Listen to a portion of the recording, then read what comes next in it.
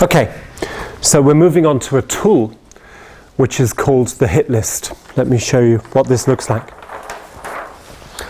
The hit list is a document that a couple of friends of mine created 10 years ago or so. And so I've had a lot of opportunity to practice using this with different negotiation teams. And I've had the opportunity to run some of my own negotiations based on it. And it works pretty good. Yeah. The purpose of the tool is a preparation tool. Who plays chess? Is there anybody in here who plays chess from time to time? Okay. How many moves can you play in advance? How many moves can you think in advance? I'm a one move in advance chess player. So I look at that chessboard and I think, oh, I'm going to move that now, and then maybe the next move I can move that. Yeah. And then generally the other person will do something really annoying, which means I have to go back to square one and say, oh no, what am I going to do now? Yeah. This is one move chess. The best chess players in the world can think something like 8 moves in advance. And sometimes they're thinking 15, 16 moves in advance. It's crazy. Yeah? So, you know, and so negotiation, above all other things, is about good preparation and about seeing what moves are possible, what moves are going to happen. And we, who are we? The negotiation skills community, so Harvard, all of the guys who write the books, they suggest that you can anticipate 96% of all negotiation outcomes in advance. Yeah? So if you sit down and you use your grey cells, then you can say to you, we know what's going to happen. We can imagine what the outcomes are going to be, what the possible directions are going to be. You believe that? 96%? This is pretty impressive. But in order to make sure that you're using that percentage, you need to prepare. Yeah? So the hit list is a preparation tool, and it sends the first following message. If you do not prepare for a negotiation, then you're very likely not to be in the driving seat and not to get what you want out of it. Yeah? Preparation, sit down preparation, and real detailed thought about what you want and what you don't want out of a negotiation is critical. So having decided that you're going to sit down and do your prep, what areas do we do? We have got an acronym which looks like this. The H stands for the things we have to achieve.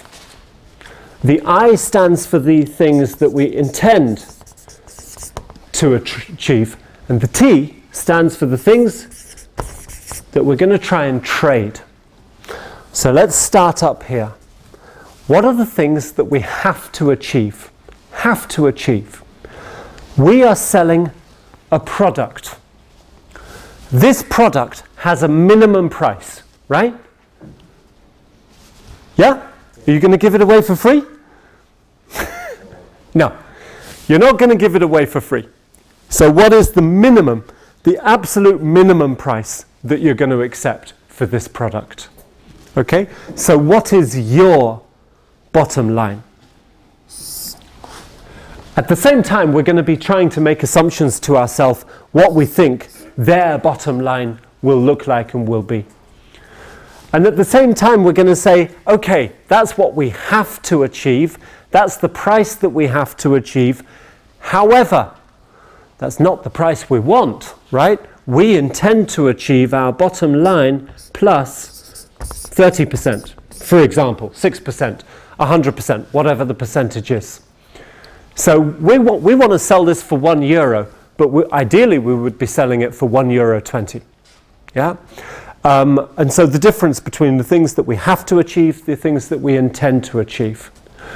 We have to achieve a commitment from the customer to use our resources, which means 3 people over 10 weeks.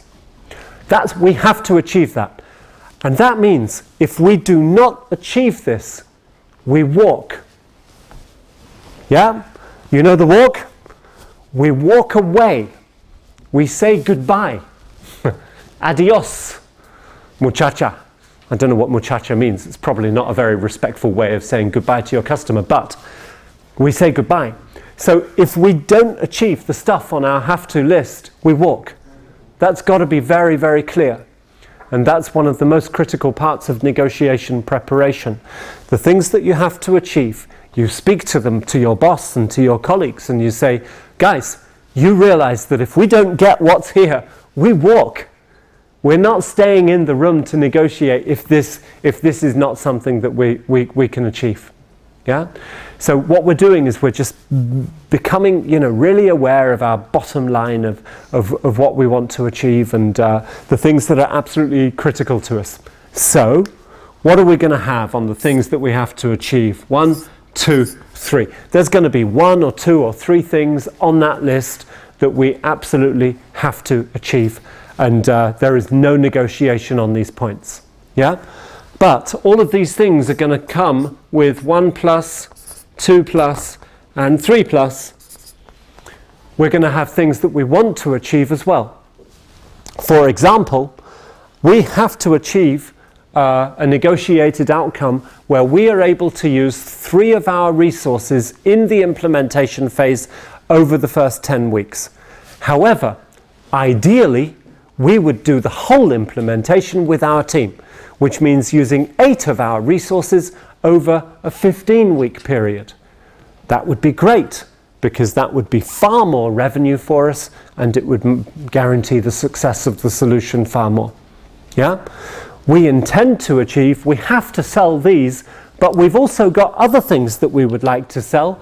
We would like to be able to position these as a part of the deal as well. Yeah?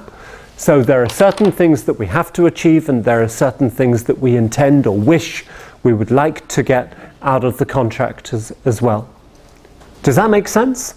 So if you like, we're looking for the perfect world over here in the things that we intend to achieve, and we're looking at, what will we accept at the end of the day in the things that we have to achieve. And we're looking at the difference of those. Now, within the negotiation, obviously we're not going to tell our customer what these things are, but we are going to try and understand what their bottom line is and what the things that they have to achieve are. We're going to go in trying to position the things that we intend to achieve. This is going to make up the body of our first proposal. Yeah? And we may have 4 or 5 different proposals prepared to try and get the things that we intend to achieve. Yeah? And we're also going to try and understand it from their perspective as well. Okay? So if we leave it there, we've effectively got what we need so far. We have got a tool which asks you 3 or 4 questions. Number 1, do you know what your bottom line is and what your walk away point is? And have you discussed that with your boss and the people that you need to talk to about it too? This is a critical point. Just a story on this. I have a friend called Pete, and Pete came over to Vienna where I live, and he went for he was a cook. He was invited to a very famous Viennese hotel for a job as chef de pâtisserie in this hotel, which means he would be the pastry chef in the Sacher Hotel, the place where the chocolate cake comes from. And so he came over, and he was a week early, and so for the first week we kind of looked at the salary from this hotel. It wasn't this particular hotel, but it was a very good one. And he was saying, the salary is a bit low. The quality of the reference is very high, but the salary itself is relatively low. So during the week he was in Vienna beforehand, we went around to the other hotels on the ring, to the Imperial, to the Anna Grand, to a number of different hotels, and we asked the personnel department, would you consider giving this guy a job? And they were looking at his CV and his resume, and they were saying, yeah, definitely. When do you want to start? And they're saying, well, we've got a job interview over here, but what's the market value of this person at this time? And so we get an indication of what this person's value is on the market. Yeah? And then he was able to write a number where he said, okay, I won't take any less than this. What they have offered me is considerably below market value. I'm willing to accept a bit less in return for the great reference that it will give me. However, I'm not going to go below this, and I will walk away if I don't get this. Yeah, and in the end, that's exactly what happened. He walked away because he wasn't able to get it. He walked into one of the other hotels and was able to get something else there. This walk away point gives you security. It gives you confidence, and it gives you a very firm and solid foundation for your negotiation.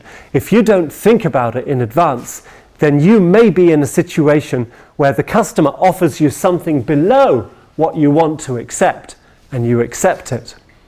And you end up costing yourself and your company's time, money, and resource because you've accepted a bad deal and signed it off. We want to avoid that happening, and we do that by preparation. Okay? So, have to have the things that we intend to have. Yeah? And this paints a picture of the perfect world and shows us what we really want to achieve. And we aim high, because we know it's going to change and come down a bit, but we aim high, we make sure we're still realistic, and we try and put together the package of the ideal situation for us and for them. Yeah? Something that we really both want to get out of this negotiation. The third thing it says is tradables. I'll come on to this as a specific part because it's so critical for the preparation process. And the fourth message from the hit list are in the words that you can see here. And the words that you can see here represent the language of negotiation. And the language of negotiation works like this. So as a negotiator, the only thing that you really need to remember, in fact, you can ignore everything that we do here over the next 2 hours, the only thing that you need to remember is the language. If you do this for us, then we'll do this for you. Make sense? Look at that language. If you do this, then we'll do this for you. Okay? This is the language of negotiation, and this is what makes trade, compromise, collaboration possible, because you've thought about the things that you're able to use within that construct in advance.